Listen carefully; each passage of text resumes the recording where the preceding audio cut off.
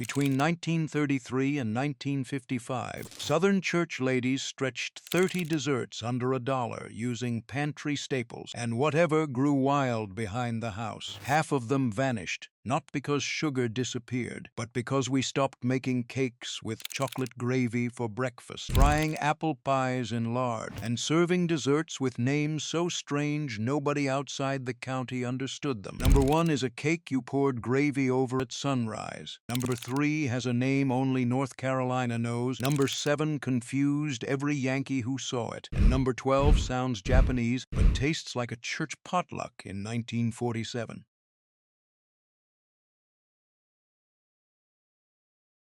This is number 1 from the intro. The cake you poured gravy over at sunrise. In Appalachian kitchens during the 1940s, breakfast meant leftover cornbread or biscuits. And if you had cocoa powder, flour, sugar, and milk, you made chocolate gravy. The gravy itself cost 12 cents. 2 tablespoons cocoa, 3 tablespoons flour, half a cup of sugar, 2 cups of milk, and a tablespoon of butter if you had it. You whisked the dry ingredients in a cold skillet, poured in the milk slowly to avoid lumps, then stirred over medium heat until it thickened into a dark, glossy sauce that smelled like hot chocolate and tasted like melted candy bars. The cake was day-old yellow cake or cornbread, torn into chunks and arranged on a plate. You ladled the warm gravy over the top and ate it with a spoon while it was still steaming.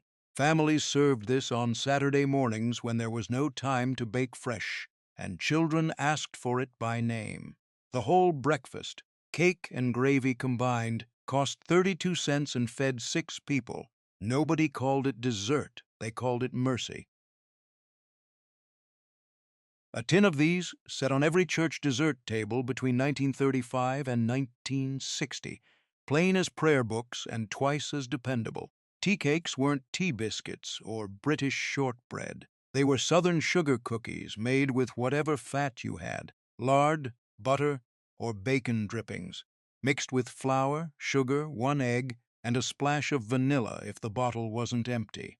The dough came together in 5 minutes, rolled thin on a floured counter, cut into circles with the rim of a jelly jar, and baked until the edges turned golden but the centers stayed soft. The recipe cost 28 cents for 4 dozen cookies, 2 cups flour, 1 cup sugar, half a cup of lard, 1 egg, and a teaspoon of baking powder. Women baked them on Wednesday nights for Thursday choir practice, wrapped them in wax paper for school lunches, and stacked them on plates for funerals. The cookies tasted like sweet air, not fancy, not flavored, just enough sugar to remind you something good still existed. A child could eat 3 and still be hungry, but nobody complained because complaining about tea cakes was like complaining about daylight. They were there, they were free, and they meant someone cared enough to bake. This is number 3 from the intro, the dessert with a name only North Carolina knows. Sonker is a word that exists in about 50 square miles of Surry County, nowhere else, and if you say it outside Mount Airy, you'll get blank stares. It's a deep dish cobbler made with sweet potatoes instead of fruit, baked in a cast iron skillet until the filling bubbles through a biscuit crust that turns crisp on top and soaks up syrup on the bottom. The filling costs 20 cents, 2 large sweet potatoes, half a cup of sugar, a tablespoon of butter, cinnamon, and nutmeg. The crust costs 15 cents, flour, lard, baking powder, and milk. You serve it warm with dip not ice cream, not whipped cream. A poured custard made from milk, sugar, and eggs that you ladle over each piece like gravy. Church suppers in the 1940s always had one woman who brought a sonker, and everyone knew which house it came from by the smell. People outside the region called it sweet potato pie, but that was wrong. Pie had a bottom crust, and the sonker didn't. Correcting a visitor about a sonker was a point of pride, same as correcting someone who said "you guys" instead of "y'all." Many of you have been asking where to find these recipes. We've gathered hundreds of them from the Depression era through the 1970s in our cookbook, Grandma's Kitchen. Complete instructions, pro tips in 10 chapters. Link is in the description below. Now, let's get back to the video. The name showed up in every community cookbook, printed between 1933 and 1950. Always capitalized, always delicious, as if the potato needed a lawyer. These were cake donuts made with leftover mashed potatoes. Not sweet potatoes, not yams plain, white potatoes mashed with a fork and folded into a batter of flour, sugar, eggs, and buttermilk. The potatoes kept the dough moist for days and stretched the expensive ingredients. You rolled the dough half an inch thick, cut rings with 2 tin cans, one large, one small, and fried them in a pot of lard heated until a drop of water sizzled on contact. The doughnuts puffed golden in 30 seconds per side, drained on newspaper, and got rolled in cinnamon sugar while still warm. The recipe cost 30 cents and made 2 dozen doughnuts. 1 cup mashed potatoes, 2 cups flour, half a cup of sugar, 1 egg, half a cup of buttermilk, and a pot of lard you'd use 5 more times. Children ate them hot from the pan, burning their tongues and not caring. The potato taste disappeared under the sugar, but the texture stayed, soft, dense, almost chewy, and you could taste that something besides flour held it together. This came from the back of a saltine cracker box in 1938, the year people started calling recipes emergency desserts without irony. You needed 1 sleeve of soda crackers, crushed fine with a rolling pin until they looked like coarse sand. The pudding base was 2 cups of milk, half a cup of sugar, 3 tablespoons of cocoa powder, and 1 egg, whisked together in a saucepan and heated until it thickened enough to coat the back of a spoon. You layered the cracker crumbs and warm pudding in a baking dish. Crumbs, pudding, crumbs, pudding. Then let it sit in the icebox for 2 hours, until the crackers softened into something that resembled cake layers, but tasted like chocolate. Mousse, if you didn't think about it too hard. Some women added a handful of chopped walnuts or a spoonful of vanilla, but most didn't, because those cost extra, and this was already pushing the budget at 28 cents. The dessert showed up at church potlucks labeled mystery pudding or surprise chocolate cake, and people who'd never tasted it assumed it was more complicated than it was. Those who knew what it was didn't say anything because everyone understood that crackers in dessert meant the week had been long. Nobody knows who Tyler was, and asking about it in eastern Kentucky gets you 3 different origin stories depending on which county you're standing in. The pie is a single-crust custard made with eggs, sugar, butter, and cream, flavored with nothing but vanilla, and baked until the filling sets firm but jiggles slightly in the center when you shake the pan. It looks like chess pie, tastes like chess pie, but if you call it chess pie in Harlan County, someone will correct you with the kind of patience reserved for outsiders and children. The filling cost 20 cents, 3 eggs, 1 cup of sugar, 2 tablespoons of melted butter, half a cup of cream, and a teaspoon of vanilla. The crust costs 15 cents, flour, lard, salt, and ice water. You bake it at 350 degrees for 40 minutes, let it cool on the windowsill, and serve it at room temperature with nothing on top. The pie tastes like sweetened air, like burnt sugar and butter, and something you can't name but recognize from childhood. This is number 7 from the intro, the one that confused every Yankee who saw it. The name makes no sense until you bake it, and even then it only makes sense if you grew up in Kentucky and understand that transparent means the filling is so pale and glossy it looks like you poured liquid glass into a pie shell. The filling is nothing but eggs, sugar, butter, and cream, no chocolate, no fruit, no spices except a pinch of nutmeg, whisked together and poured into an unbaked crust. It bakes at 375 degrees for 30 minutes until the top turns golden and the center barely wobbles. The pie costs 35 cents total. 3 eggs, 1 cup of sugar, 3 tablespoons of melted butter, half a cup of cream, and the flour and lard for the crust. It tastes like a cross between pecan pie without the pecans and chess pie without the cornmeal, sweet and buttery and so rich you can only eat a thin slice before your teeth ache. Women served it at Kentucky Derby parties in the 1950s, always with bourbon on the side, and guests always asked what it was called. When you said transparent pie, they looked at their slice, nodded slowly, and said it made sense even though it didn't. Not a cobbler, not a pie, dumplings, dropped by the spoonful into boiling berries until they puffed like biscuit clouds floating in purple syrup. You started with 2 cups of fresh or canned blackberries, half a cup of sugar, and a cup of water brought to a rolling boil in a deep skillet. While the berries bubbled, you mixed the dumpling dough. 1 cup of flour, 2 teaspoons of baking powder, a pinch of salt, 2 tablespoons of lard, and enough milk to make a thick, sticky batter. You dropped spoonfuls of dough directly onto the boiling berries, covered the skillet with a tight lid, and let them steam for 15 minutes without lifting the lid even once. When you finally opened it, the dumplings had doubled in size, pale and fluffy on top, purple stained on the bottom where they touched the fruit. The dish cost 35 cents and fed 6 people. Blackberries from the bramble behind the house, flour from the 50-pound sack under the counter, and lard from the can by the stove. You served it warm in bowls with the syrup spooned over the top, and the dumplings soaked it up like sponges. Children fought over the ones in the center that stayed the softest, and nobody ever saved room for seconds, because the first bowl was enough. 8 desserts down, 22 to go, and we're just getting started.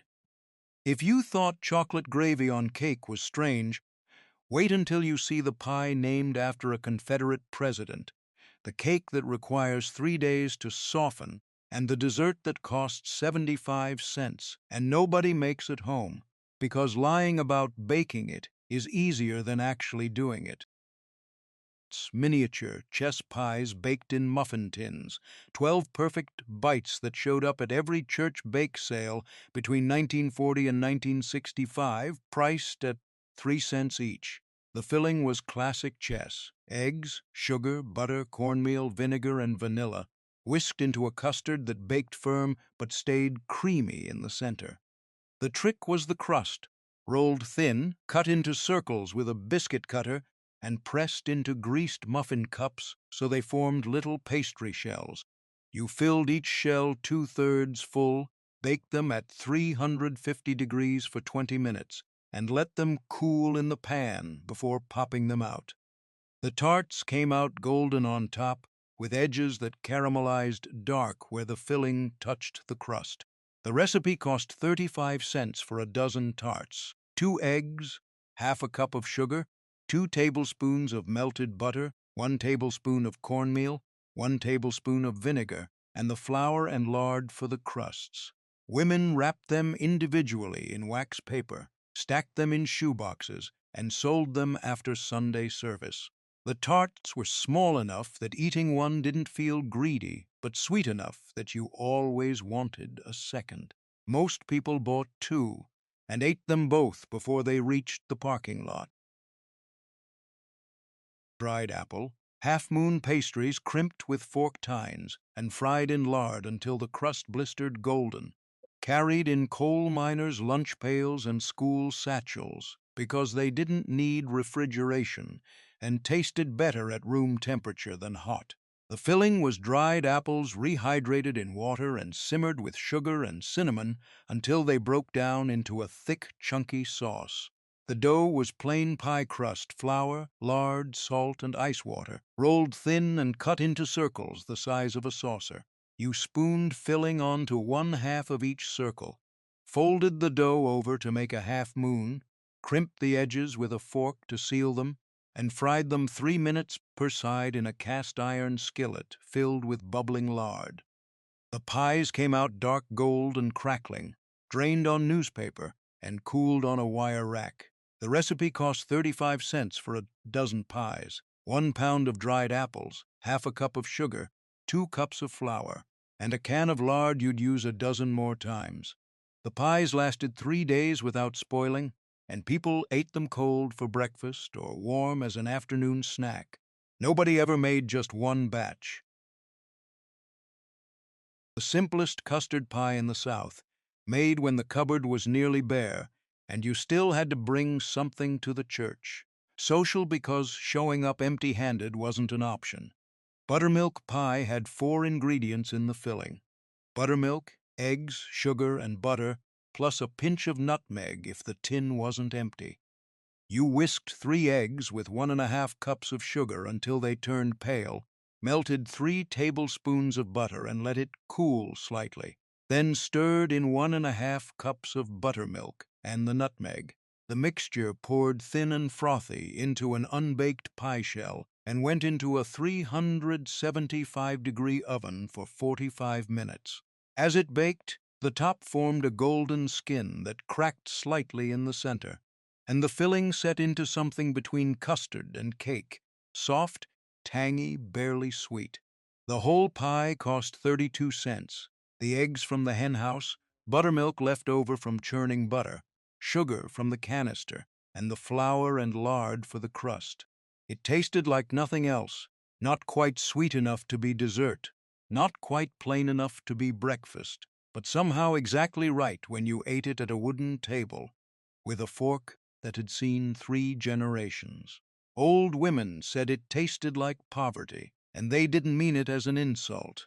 It was the pie you made when you had nothing left but staples and pride, and it fed 8 people without apology. The filling's so simple that making it badly was harder than making it well. This is number 12 from the intro, the pie that sounds Japanese but tastes like a church potluck in 1947. Nobody knows why it's called Japanese. The pie has no Japanese ingredients, no Japanese technique, and didn't show up in Southern cookbooks until after World War II, which makes the name either a mystery or a marketing gimmick that stuck. The filling is a chaotic mix: 1 cup of sugar, half a cup of melted butter, 2 eggs, half a cup of shredded coconut, half a cup of chopped pecans, half a cup of raisins, 1 tablespoon of white vinegar, and a teaspoon of vanilla. You stir it all together in one bowl. No separating, no creaming. Pour it into an unbaked pie shell and bake it at 350 degrees for 40 minutes until the top turns golden brown and cracks open like a fault line. The pie costs 35 cents and feeds 8 people. It tastes like pecan pie's eccentric cousin, sweet, chewy, dense, with the raisins and coconut adding texture that keeps your mouth busy. The vinegar cuts through the sugar, just enough to keep it from being cloying, and the filling sets firm enough to slice clean but soft enough that it doesn't crumble. Church ladies made it for potlucks because the ingredients were pantry staples, and the name made people curious enough to try a slice. Once they did, they came back for seconds and asked for the recipe, and the woman who brought it would smile and say the name like it explained everything, even though it explained nothing. President Truman's favorite dessert, supposedly, though nobody in Missouri could prove it, and nobody in Washington ever confirmed it. But the legend made the recipe famous anyway. Ozark pudding isn't pudding. It's a baked apple walnut cake with a texture somewhere between brownie and cobbler, made in a single bowl with no butter, no milk, and only 1 egg. You beat the egg with 3/4 of a cup of sugar until it thickened slightly, then folded in 1/3 cup of flour, 1¼ teaspoons of baking powder, a pinch of salt, 1 cup of chopped apples, and half a cup of chopped walnuts. The batter poured thick and chunky into a greased pie pan and baked at 350 degrees for 35 minutes until the top cracked and turned deep brown. The pudding cost 32 cents. 1 egg, 1 apple, a handful of walnuts from the tree out back, sugar, flour, and baking powder. It came out of the oven puffed and crispy on top, dense and chewy underneath, with the apples collapsed into sweet pockets and the walnuts toasted dark. You served it warm with a spoonful of whipped cream if you had it, or plain if you didn't, and either way it tasted like fall in the Ozark Hills, earthy, sweet, slightly wild. The recipe showed up in every Arkansas and Missouri community cookbook printed after 1950, always with Truman's name attached, and people made it whether they believed the story or not, because it was too good to care about provenance. The cheese confused everyone, but it wasn't dairy. It was an old English term for any thick, spreadable preserve, and somehow the name stuck in North Carolina long after the rest of the country forgot it. Lemon cheese pie was a lemon custard pie, made with whole lemons, sugar, butter, and eggs, cooked on the stove top into a thick, glossy curd before being poured into a baked pie shell. You started by grating the zest of 2 lemons, then juicing them into a bowl. In a double boiler, you whisked together 3 eggs, 1½ cups of sugar, the lemon juice, the zest, and 4 tablespoons of butter, stirring constantly over simmering water until the mixture thickened enough that it coated the back of a spoon and didn't drip off. The curd poured smooth and bright yellow into the pie shell, chilled for 2 hours in the icebox, and set firm enough to slice but soft enough to wobble slightly on the plate. The pie cost 35 cents. 2 lemons from the tree if you had one, or from the grocer if you didn't, 3 eggs, sugar, butter, and the flour and lard for the crust. It tasted aggressively sour, then suddenly sweet, with a richness from the butter that kept it from being one-dimensional. Women made it for spring church suppers because the lemons came cheap in April, and men always took smaller slices than they wanted because the tartness hit hard, and they didn't want to look weak in front of the congregation. Coca-Cola in cake batter sounded like a gimmick when the recipe showed up in Southern community cookbooks in the early 1960s, but it worked too well to disappear, and by 1970 every church potluck had at least one. The cake used Coca-Cola 3 ways: in the batter, in the frosting, and as the secret ingredient people argued about, until someone finally handed over the recipe card. You mixed 2 cups of flour, 2 cups of sugar, 1 stick of melted butter, 3 tablespoons of cocoa powder, 1 cup of Coca-Cola, half a cup of buttermilk, 2 eggs, 1 teaspoon of baking soda, and 1 teaspoon of vanilla in a single bowl. Poured it into a greased 13 by 9 pan and baked it at 350 degrees for 35 minutes. While the cake was still hot, you made the frosting: 1 stick of butter, 3 tablespoons of cocoa powder, 6 tablespoons of Coca-Cola, and 1 pound of powdered sugar. Heated until smooth and poured over the warm cake so it soaked into every crack and crevice. The cake cost 35 cents and fed 12 people. It tasted darker and richer than regular chocolate cake, with a faint tang from the Coke that nobody could identify unless you told them. The frosty stayed glossy and fudgy, never hardening into a shell, and the cake stayed moist for 3 days under a dish towel. People ate it straight from the pan with a fork, no plates necessary, and the empty pan always came home cleaner than it left. A blackberry jam pudding cake that showed up at every derby party in Lexington, and Frankfort, but nowhere else. Not even in Louisville, which tells you how regional Southern desserts could get. Woodford pudding was a spiced cake batter folded with blackberry jam, baked until it puffed like a souffle, and served warm with a bourbon-spiked cream sauce that made every bite taste like Kentucky in May. The batter required 1 cup of flour, 1 teaspoon of baking soda, 1 teaspoon of cinnamon, half a teaspoon of nutmeg, half a teaspoon of cloves, 1 cup of sugar, half a cup of butter, 3 eggs, and 3/4 of a cup of blackberry jam stirred in last so it marbled through the batter. It baked in a buttered dish at 350 degrees for 40 minutes, and you served it straight from the oven while it was still puffed and steaming. The pudding cost 38 cents. The jam from last summer's canning, eggs, butter, sugar, flour, and spices from tins that lasted years. The bourbon sauce was optional and doubled the cost, but most families skipped it and served the pudding plain because it didn't need help. It tasted like blackberry cobbler and gingerbread had a child and raised it on a horse farm. Sweet, spiced, slightly wild, with the jam pockets hot enough to burn your tongue if you weren't careful. The recipe lived in handwritten church cookbooks and never made it into commercial publications, which kept it rare enough that knowing how to make it was a point of local pride. 16 forgotten desserts, and we're only halfway through.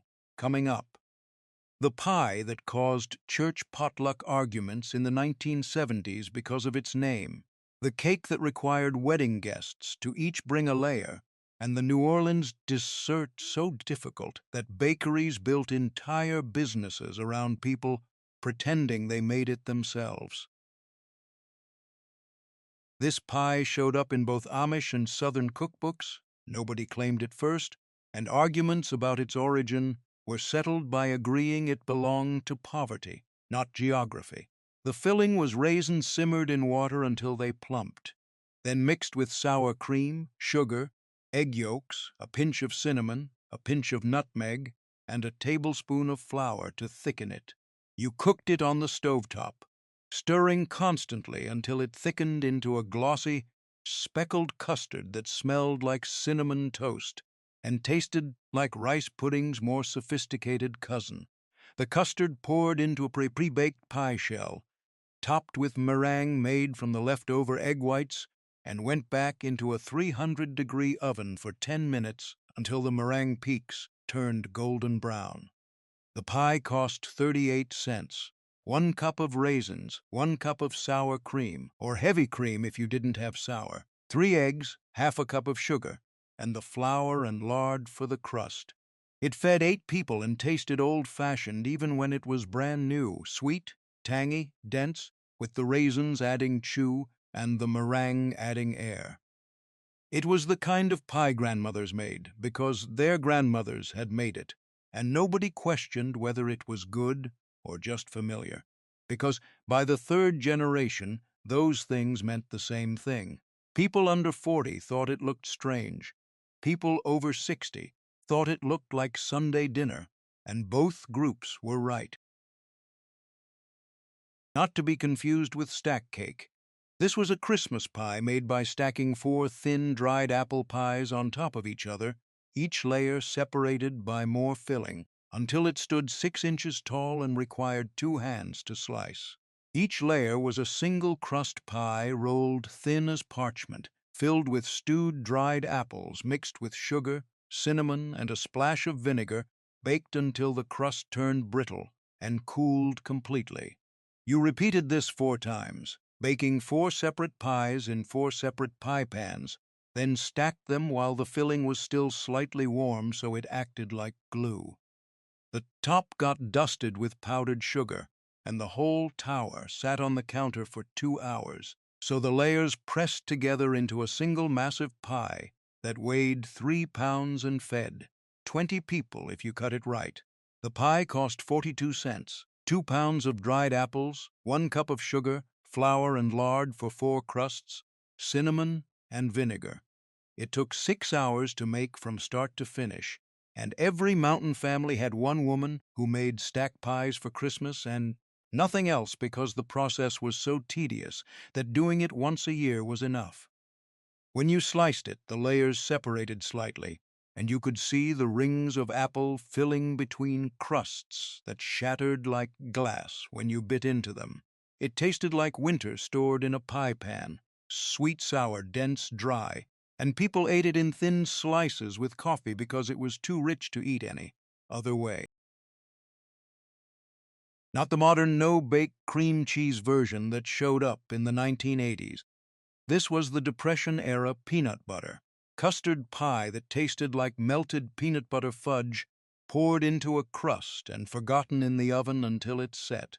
The filling was half a cup of peanut butter, 3/4 of a cup of sugar, 3 eggs, 1 cup of milk, a tablespoon of flour, and a teaspoon of vanilla, whisked together in a bowl until smooth and poured into an unbaked pie shell. It baked at 350 degrees for 45 minutes, and the top formed a crackled crust that looked burnt but wasn't, while the inside stayed soft and dense and tasted like the best peanut butter cookie you'd ever eaten, only in custard form.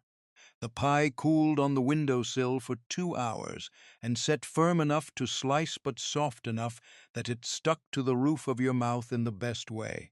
The pie cost 40 cents. A jar of peanut butter that cost 15 cents and lasted a month, 3 eggs, milk, sugar, flour, and the crust. It fed 8 people, and nobody ever asked for seconds because the first slice was so rich it hurt your teeth. Children loved it because it tasted like candy. Adults tolerated it because it used cheap protein, and everyone agreed it was too sweet, but ate it anyway because wasting food was a sin. The recipe showed up in every 1930s community cookbook under names like Poor Man's Pecan Pie or Peanut Butter Chess Pie, always with a note that it goes a long way. Wild persimmons fell from trees in late October all over the rural South, bitter as poison until the first frost hit, and then they turned soft and sweet, and people collected them by the bucketful before the deer got to them. Persimmon pudding was a dense, dark, molasses-like cake made by pressing ripe persimmons through a sieve to remove the seeds and skins, then mixing the pulp with flour, sugar, eggs, milk, melted butter, baking soda, cinnamon, and nutmeg. The batter poured thick and rust-colored into a greased baking dish and baked at 325 degrees for 1 hour until the top turned, almost black and cracked open. The pudding came out looking burnt, smelling like spice cake and caramel, and tasting like pumpkin pie, if pumpkin pie were made by someone who'd never seen a pumpkin. The pudding cost 40 cents. Persimmons from the woods, flour, sugar, milk, 2 eggs, butter, and spices. It fed 10 people and kept for a week if you wrapped it in a towel and stored it in a cool place. The texture was dense and sticky, somewhere between fruitcake and fudge, and people served it with whipped cream to cut the intensity, because eating it plain was like eating a spoonful of concentrated autumn. Families made it once a year when the persimmons came in, never before, never after, and if you missed the 2-week window, when the fruit was ripe, you waited another year. Nobody minded the wait because the pudding tasted like something worth waiting for. Named after the Confederate president, this pie carried enough political baggage that some church cookbooks in the 1970s started calling it Southern Heritage Pie or Kentucky Kernel Pie to avoid arguments at potlucks, but the older generation refused to use any name except the original. Jefferson Davis pie was a brown sugar custard pie with dates, pecans, and spices, richer than chess pie and more complex than pecan pie, baked until the filling set firm and the top caramelized into a dark amber crust that crackled when you pressed it with a fork. The filling started with half a cup of butter, creamed with 1½ cups of brown sugar until it turned pale and fluffy. Then you beat in 4 egg yolks one at a time, added 1 cup of heavy cream, half a cup of chopped dates, half a cup of chopped pecans, 1 teaspoon of cinnamon, half a teaspoon of nutmeg, and 1 tablespoon of flour to hold it together. The mixture poured thick and grainy into an unbaked pie shell and baked at 350 degrees for 45 minutes until the center barely wobbled. The pie cost 42 cents, brown sugar from the canister, butter, cream, 4 eggs, a handful of dates from the box, pecans from the tree, spices, and the crust. It fed 8 people and tasted like pecan pie and bread pudding had a secret meeting in a bourbon distillery, sweet, spiced, dense, with the dates melting into the custard and the pecans staying crunchy on top. The filling was so rich that eating more than a thin slice made your teeth ache and your stomach protest, But people did it anyway because the pie only showed up at Thanksgiving and Christmas, and you didn't waste holiday food. The name caused problems. Younger hosts stopped making it in the 1980s because guests asked uncomfortable questions. But older bakers kept making it and kept calling it Jefferson Davis pie because changing the name felt like erasing history, even if the history was complicated. Nobody argued about the pie itself. It was too good to argue about. But people argued about everything around it, and eventually the recipe started disappearing from printed cookbooks while surviving in handwritten cards passed between family members who didn't care what anyone else thought. By the year 2000, saying you made Jefferson Davis pie told people more about your politics than your baking skills, which was a shame because the pie itself never took a side. The Appalachian wedding cake, made by stacking 5 to 7 thin spiced cake layers, with dried apple filling between each one, assembled by guests who each brought a layer, and the taller the cake, the more popular the bride. Molasses stack cake wasn't baked as a single cake. It was baked as individual thin layers, each about half an inch thick, made from a stiff dough of flour, sugar, molasses, butter, eggs, baking soda, ginger, and cinnamon. The dough rolled out like pie crust, cut into 9-inch circles using a cake pan as a guide, and baked on greased pans at 350 degrees for 10 minutes until the edges turned dark and the center stayed soft. Each layer cooled completely, and then you spread dried apple filling between them. Apples that had been soaked overnight, simmered with sugar and spices until they broke down into thick, dark butter, and stack them one on top of the other until you had a tower 6 inches tall. The whole cake cost 45 cents if you made all the layers yourself. 1 cup of molasses, 2 cups of flour, half a cup of sugar, 1 egg, butter, spices, and 2 cups of dried apples. But the tradition was that wedding guests each brought a layer, so the bride's family only made the filling and assembled the cake the morning of the ceremony. The cake sat for 24 hours before serving, so the moisture from the filling softened the layers into something cohesive, and by the time you cut it, the layers had melded together enough that you could slice it clean without it falling apart.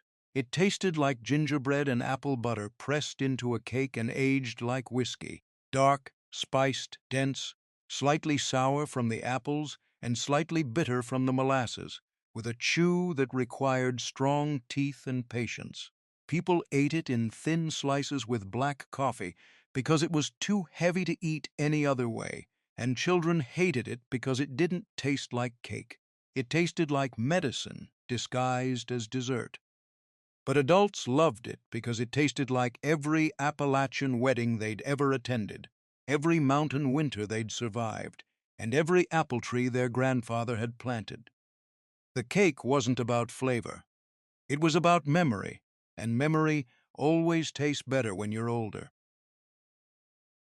Charleston, South Carolina's secret weapon, a dessert with a French name and zero French technique, invented in the 1940s at the Huguenot Tavern, and served at every junior league luncheon in the Low Country for the next 40 years. Huguenot torte was an apple nut meringue cake that looked like a mess and tasted like heaven. Shredded apples and chopped pecans folded into a batter made from eggs, sugar, flour, baking powder, and vanilla, baked until the top puffed into crisp peaks and the inside stayed soft and chewy.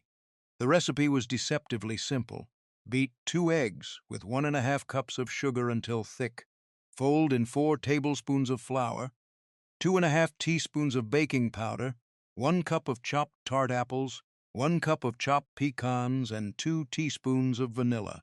The batter spread thin in a greased baking dish and baked at 325 degrees for 45 minutes until the top turned golden, brown and crackled like meringue. The torte cost 48 cents. 2 eggs, 2 apples, a handful of pecans, sugar, flour, baking powder, and vanilla. It fed 8 people and tasted like apple pie crossed with pecan praline crossed with pavlova. Crunchy on top, gooey in the middle, with bursts of tart apple and toasted pecan in every bite. You served it warm with a mountain of whipped cream on top, because the torta itself was too sweet and too intense to eat plain, and the cream cooled it down just enough to make it civilized. Charleston ladies guarded the recipe like a state secret, until someone published it in a junior league cookbook in 1950, and then it spread across the South faster than kudzu. But it never tasted the same outside Charleston, and low country natives swore it was because the apples were different, the pecans were different, the ovens were different, or the water was different. Always some reason that proved their version was the only real version. Visitors who tried it at a Charleston restaurant always asked for the recipe, wrote it down carefully, made it at home, and wondered why it didn't taste the same. The answer was that it did taste the same. They just weren't eating it in Charleston, and place matters more than ingredients when memory is half the flavor. No possums were harmed in the making of this pie, despite the name, and if you told someone from Arkansas you were making possum pie, they'd know exactly what you meant. But if you told someone from anywhere else, they'd assume you were joking or insane. Possum pie was a layered pudding pie with a pecan shortbread crust, a cream cheese layer, a chocolate or vanilla pudding layer, and a whipped cream top, assembled in a glass dish so you could see the stripes. The crust was the most labor-intensive part. 1 cup of flour, half a cup of chopped pecans, and half a cup of butter mixed into crumbs pressed into a 9 by 13 pan and baked at 350 degrees for 15 minutes until golden. The first layer was 8 ounces of cream cheese beaten with 1 cup of powdered sugar and 1 cup of whipped cream spread over the cooled crust. The second layer was 2 boxes of instant chocolate pudding made with 3 cups of milk, spread over the cream cheese. The top layer was the rest of the whipped cream, smoothed flat and dusted with chopped pecans. The pie cost 50 cents, expensive by Depression standards, but still under $1, and fed 12 people. It tasted like every church potluck dessert from the 1960s and 70s. Sweet, cold, creamy, with the pecans adding crunch and the pudding adding density. The layers stayed distinct when you sliced it, which was the whole point. If the layers bled together, you'd failed. Women brought it to covered dish suppers in the summer because it didn't need baking and stayed cold in the icebox, and children loved it because it looked like a layer cake but ate like pudding. The name's origin was a mystery. Some said it was because the pie played dead, like a possum, looked plain but surprised you with flavor. Others said it was because it was so rich it made you sluggish as a possum after eating it. A few insisted it was originally made with possum fat in the crust during the Depression. But nobody alive could confirm that, and everyone hoped it wasn't true. Regardless, the name stuck, and asking someone to change it was like asking them to rename their grandmother. It wasn't happening, and it wasn't up for debate. 24 down, 6 to go, and we've saved the most labor-intensive for last. These final desserts cost more, took longer, and required skills most modern bakers don't have. But they're the ones grandmothers made for weddings, funerals, and holidays, the ones that proved you cared enough to suffer for 3 days in the kitchen. The Kentucky Christmas cake, dark and spiced and soaked in bourbon, made in November and wrapped in cheesecloth to age until December 25th, when it was sliced thin and served with black coffee to adults who'd survived another year. Jam cake was a spice cake made with blackberry jam folded into the batter, which kept it moist for weeks and gave it a deep purple-brown color that looked almost black when you sliced it. The batter required 1 cup of butter, 2 cups of sugar, 4 eggs, 1 cup of buttermilk, 3 cups of flour, 1 teaspoon of baking soda, 1 tablespoon of cinnamon, 1 teaspoon of cloves, 1 teaspoon of nutmeg, 1 teaspoon of allspice, and 1 cup of blackberry jam stirred in last. The batter poured thick and dark into 2 greased cake pans and baked at 325 degrees for 40 minutes until a toothpick came out with just a few crumbs clinging to it. The cake cost 55 cents. Butter, eggs, sugar, buttermilk, flour, spices, and a jar of blackberry jam put up last summer. It fed 16 people if you sliced it thin, which you always did because it was too rich to eat in thick slices. The cake itself was dense and fudgy, with the jam adding moisture and a barely there berry flavor that you couldn't quite identify unless someone told you. But the real magic was the caramel icing. Butter, brown sugar, and cream cooked to softball stage and beaten until it thickened into a glossy, pourable frosting that hardened slightly as it cooled, but stayed soft enough to cut with a fork. You made the cake in November, wrapped it in cheesecloth soaked in bourbon, and stored it in a tin for 4 weeks, rewrapping it every week with more bourbon until it was so boozy you couldn't serve it to children without apologizing. By Christmas, the cake had turned almost black, the spices had mellowed, and the bourbon had soaked into every crumb. People sliced it thin as communion wafers and ate it slowly, letting each bite dissolve on the tongue like some kind of holy ritual. The cake lasted until New Year's if you were disciplined. The most famous stack cake, the one that showed up in every Appalachian cookbook and food history article, made with 5 to 8 thin gingerbread-like layers and dried apple filling that took 3 days to soften the cake into something sliceable. Appalachian stack cake was similar to molasses stack cake, but used sorghum instead of molasses, making it lighter in color and slightly less bitter. The dough was a mixture of flour, sugar, sorghum, butter, eggs, buttermilk, baking soda, ginger, and cinnamon, rolled thin and baked in cast-iron skillets because most mountain families didn't own cake pans. Each layer baked for 8 to 10 minutes at 375 degrees, cooled completely, and then got stacked with dried apple filling spread between.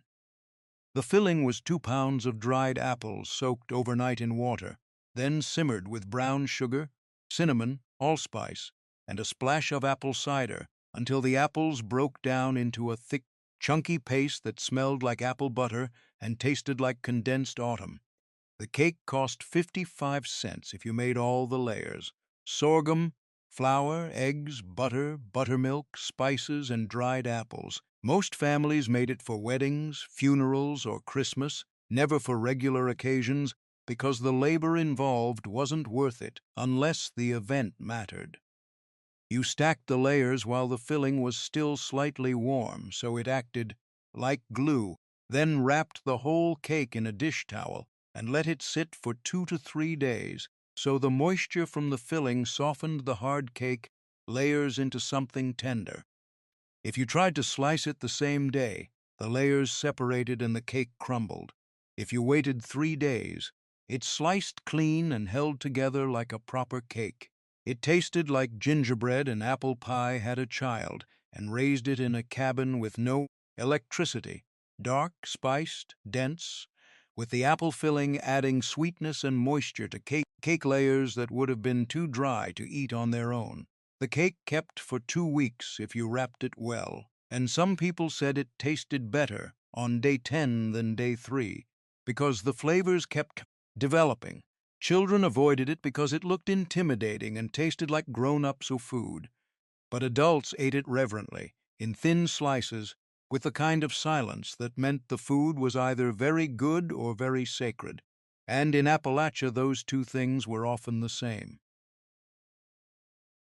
Another Confederate-named dessert that caused arguments at integrated church potlucks in the 1970s and 80s, though the cake itself was innocent.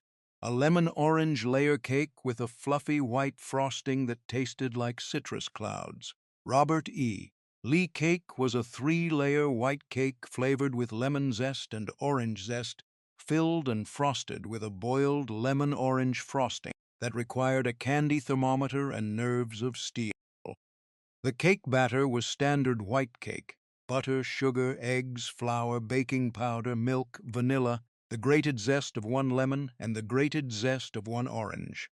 You divided the batter among 3 greased cake pans and baked at 350 degrees for 25 minutes until the layers turned pale, gold, and sprang back when touched. The frosting was more complicated. 1½ cups of sugar, 1/3 cup of water, 2 egg whites, the juice of 1 lemon, the juice of 1 orange, and a pinch of cream of tartar, all beaten over simmering water until the mixture reached 160 degrees and formed stiff peaks when you lifted the beater. The cake cost 58 cents. Butter, sugar, eggs, flour, milk, 2 lemons, 2 oranges, and the zest and juice from both. It fed 12 people and tasted like sunshine and summer porches, bright, sweet, airy, with the citrus cutting through the sugar just enough to keep it from being cloying. The frosting stayed glossy and soft for days, never hardening into a crust, and the cake layers stayed moist because the citrus zest added oil. You served it at spring and summer gatherings, always on a glass cake stand, always with the frosting swirled into peaks that caught the light. The name controversy started in the 1960s when integrated churches began hosting joint potlucks, and someone pointed out that naming desserts after Confederate generals maybe wasn't the best idea.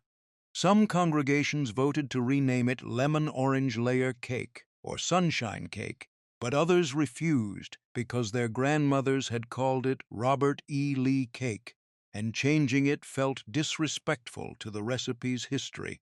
The arguments got heated enough that some churches banned all cakes with Confederate names just to keep the peace, which meant the Robert E. Lee cake slowly disappeared from public gatherings, but survived in private kitchens where nobody had to justify the name to anyone but family.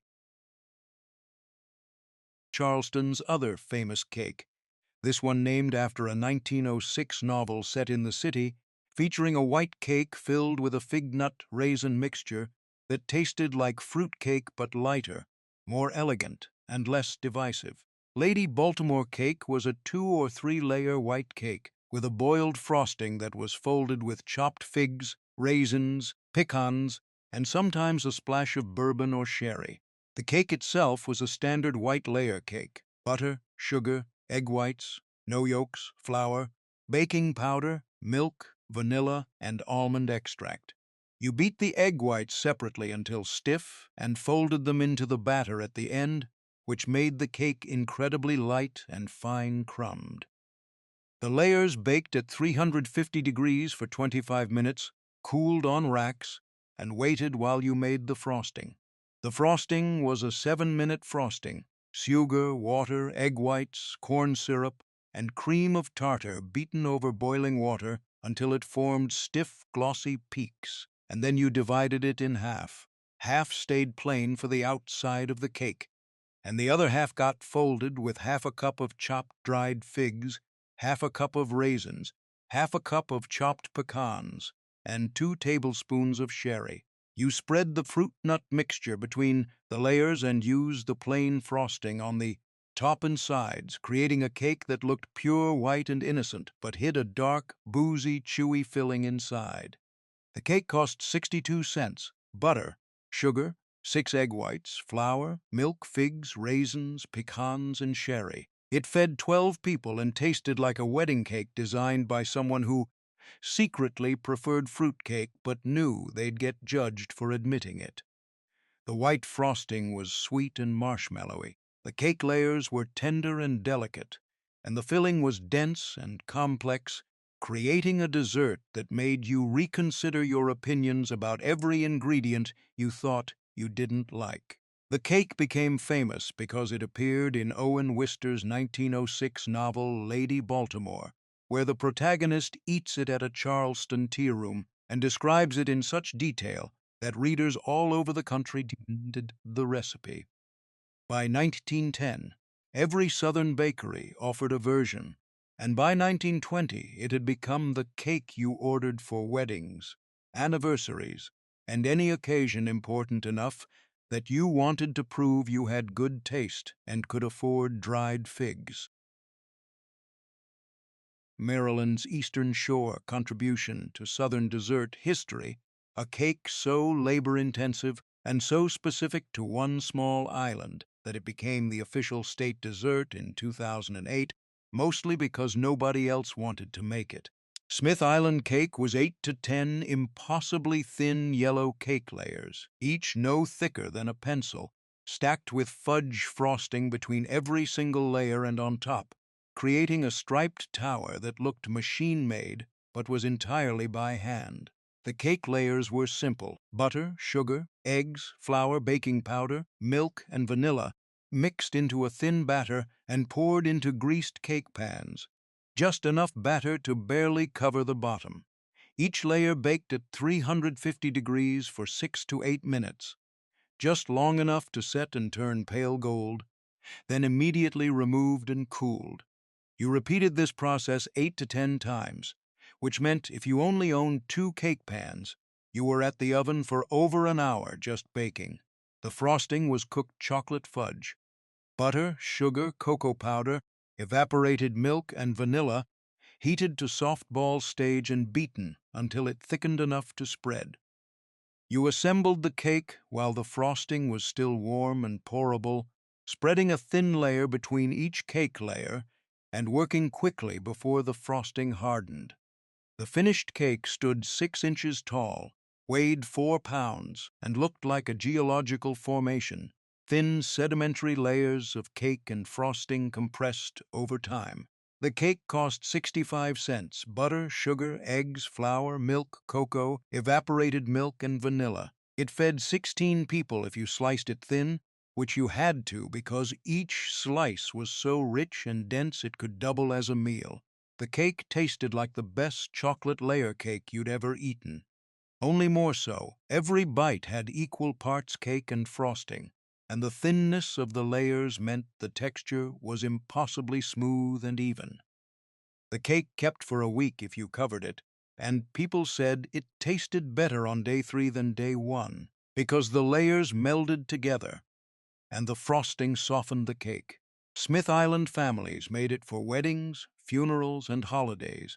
Always the same way, always the same number of layers, because deviating from tradition on a 5-mile island where everyone knew your grandmother was social suicide.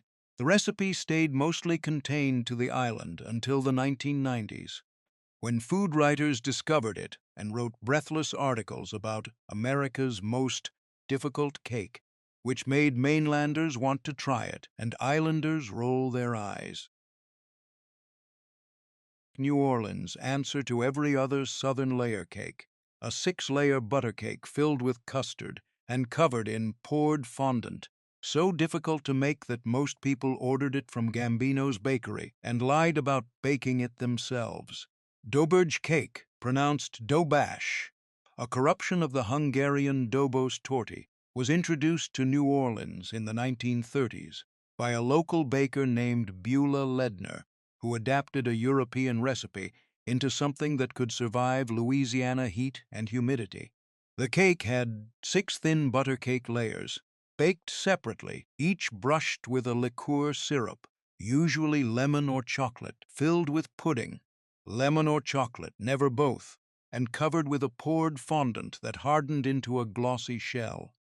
Making it required 3 days: day 1 for baking the layers, day 2 for making the pudding and assembling, day 3 for making the fondant and finishing. 30 desserts that cost less than $1 and fed entire families, made in kitchens that didn't have mixers or thermometers or Pinterest boards to copy.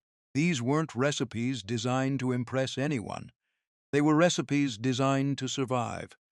The women who made them didn't measure with cups. They measured with hands and coffee cans and the weight of experience.